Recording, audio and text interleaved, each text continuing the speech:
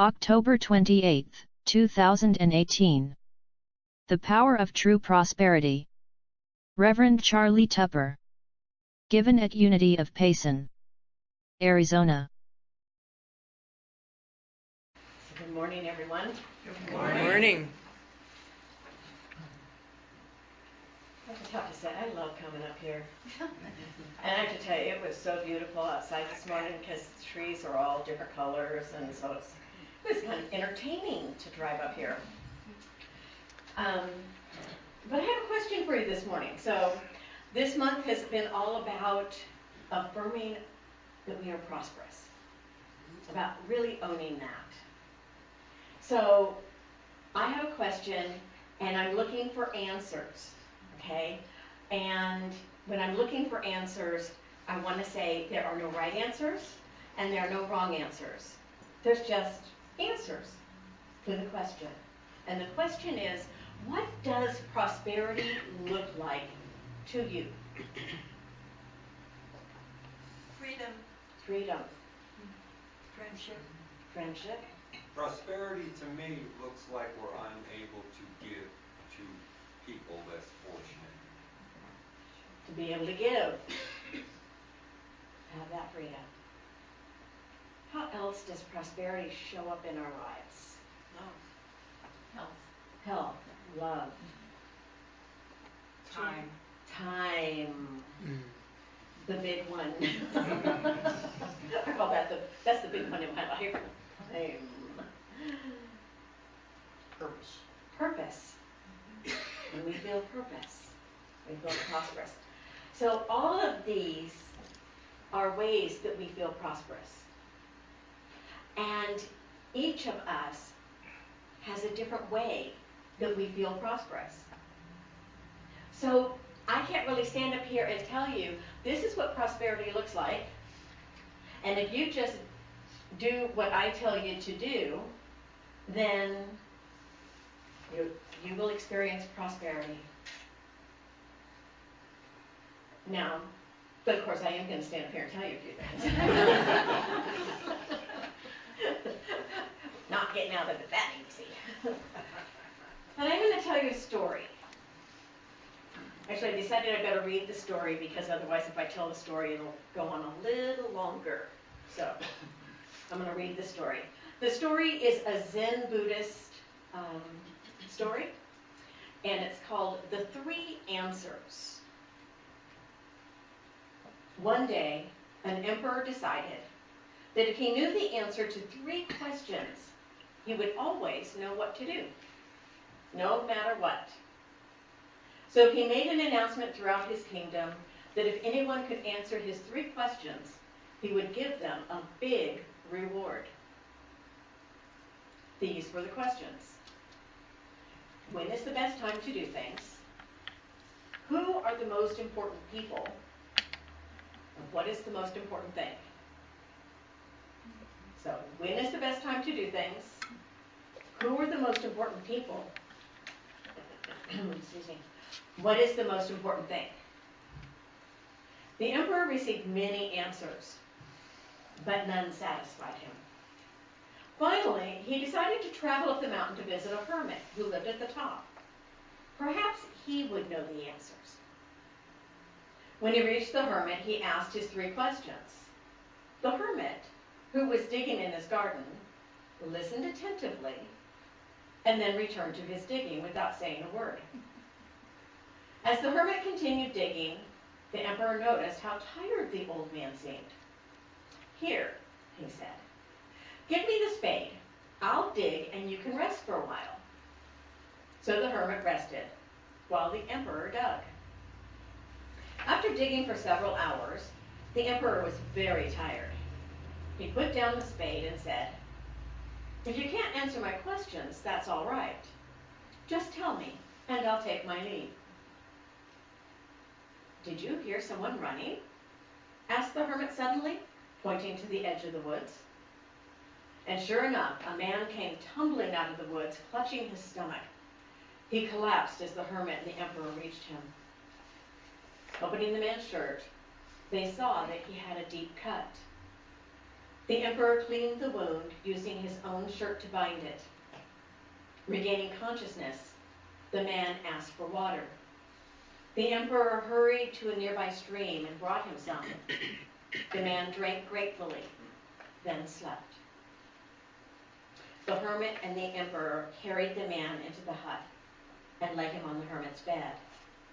By this time, the emperor, too, was exhausted, and he soon fell asleep. The next morning, when the emperor awoke, he saw the wounded man standing there staring down at him. "Forgive me," the man whispered. "Forgive you?" said the emperor, sitting up wide awake. "What have you done that needs my forgiveness?" "You do not know me, your majesty, but I have thought of you as my sworn enemy. During the last war, you killed my brother and took away my lands. So I swore vengeance and vowed to kill you. And indeed, yesterday, I was lying in ambush, waiting for you to come back down the hill. But for some reason, you didn't return. So I left my hiding place to find you. Instead, your attendants found me, and recognizing me, attacked, giving me a painful wound. I fled, but if you hadn't helped me when you did, I surely would have died. I had planned to kill you. Instead, you saved my life. I am ashamed and very grateful. Please forgive me." The emperor was astonished. "I am glad," he said, "that your hatred has ended. I am sorry too, now that I have heard your story, for the pain that I have clearly caused you. War is terrible. I forgive you, and I restore your lands. Let us be friends from this time on." After instructing his attendants to take the man safely home, the emperor turned once again to the hermit. "I must leave now," he said. "I shall travel everywhere seeking the answer to my 3 questions. I hope someday I can find them. Farewell." The hermit laughed and said, "Your questions are already answered, your majesty." "What do you mean?" exclaimed the emperor in surprise. The hermit explained. "If you had not helped me dig my garden yesterday, delaying your return, you would have been attacked on your way home. Therefore, the most important time for you was the time you were digging in my garden. The most important person was myself, the person you were with, and the most important pursuit was simply to help me. Later, when the wounded man came, the most important time was the time you spent tending his wound, for otherwise he would have died, and you would have lost forever the opportunity for forgiveness and friendship. At that moment, he was the most important person, and the most important pursuit was tending his wound. The present moment is the only moment," said the hermit. "The most important person is always the person you are with, and the most important pursuit is making the person standing at your side happy. What could be simpler or more important?" The emperor bowed in gratitude to the old hermit and left in peace.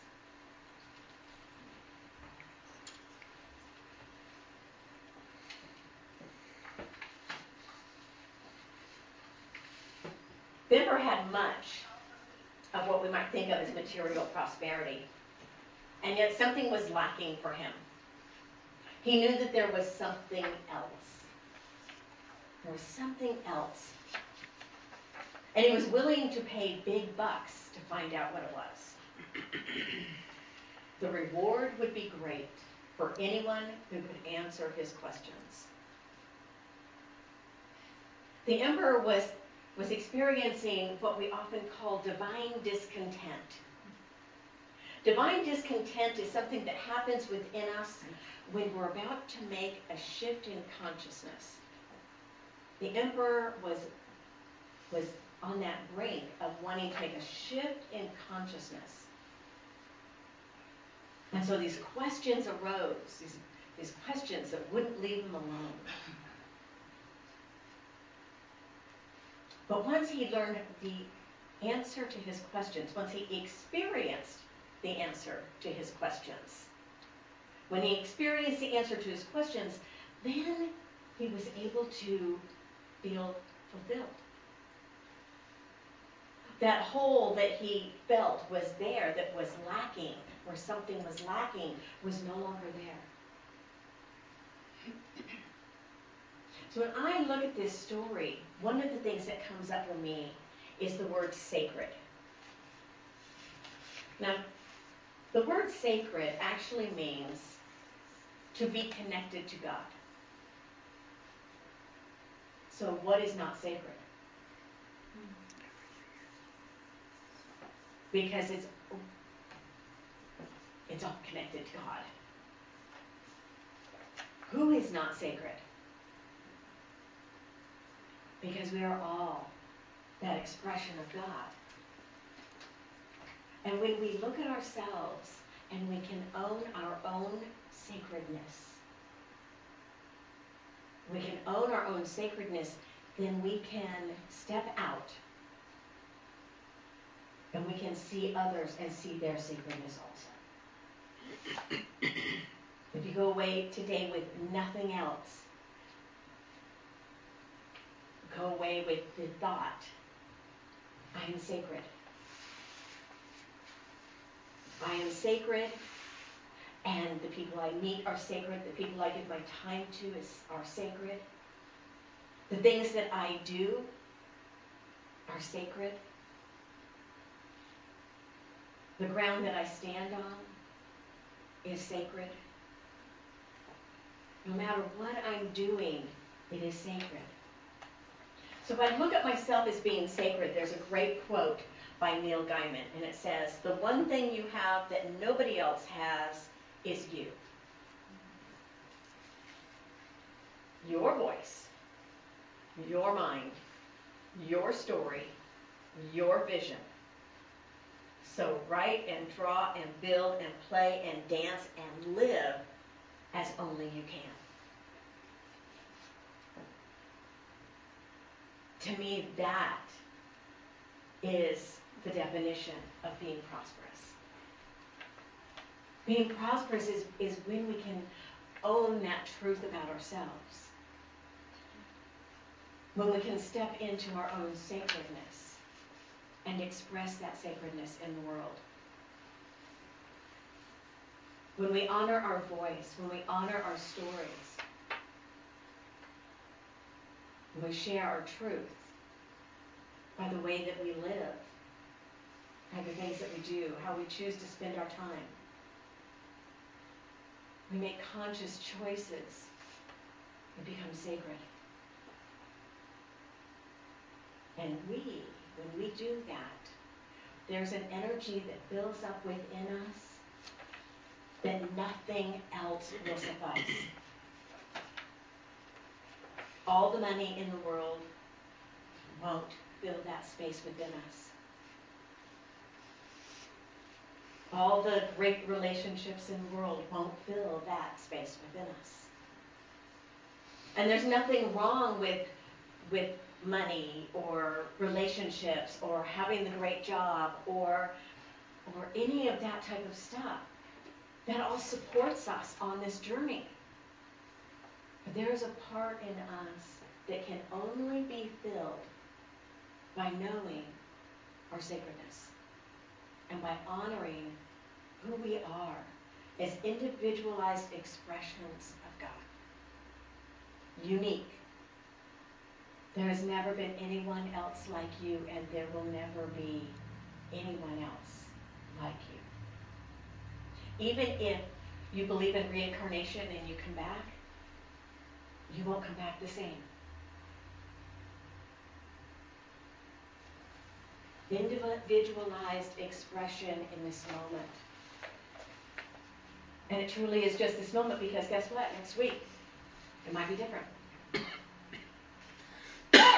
We make those shifts in consciousness. We experience that divine discontent within us, and we make those shifts in consciousness. Everything shifts. In the Gospel of Matthew, Jesus did the Sermon on the Mount. The Sermon on the Mount is recorded, and at the end of the Sermon on the Mount, as Jesus is still teaching the disciples ask him to teach them to pray. And so he teaches them the Lord's Prayer. Immediately following that, he goes into a teaching about, because he talks about, this is how you pray, and I don't want you standing on the street corner making a scene, and I don't want you to go into the temple and make a scene about, well, Jesus taught us how to pray. We got this right now. You guys, no, you don't got it right. We got it right. Let me tell you how to do it. Jesus said, all I want you to do is seek first the kingdom of God, and everything else will be added. The kingdom of God is that sacredness that is within us. Is that divine expression that is within us. And so Jesus is saying, the kingdom of God is within you. Seek that. That is where your true prosperity is. Your true prosperity comes from having that space within you, that emptiness that sometimes that we feel. Having that filled, that is true prosperity.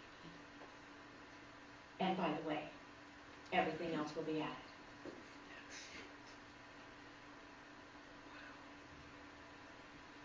When we do this, when we seek first the kingdom of God, then we know and we can trust that everything that we need is right here, is available to us. And when we seek first the kingdom of God and we see everything as sacred, we open ourselves to be able to receive that.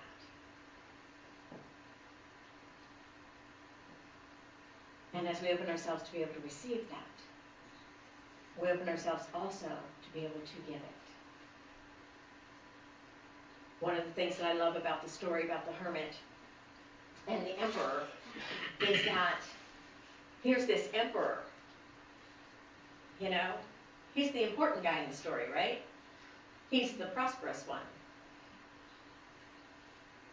And when he notices that the hermit is tired, he takes the spade from the hermit and tells the hermit to rest. And he goes and he digs in the garden.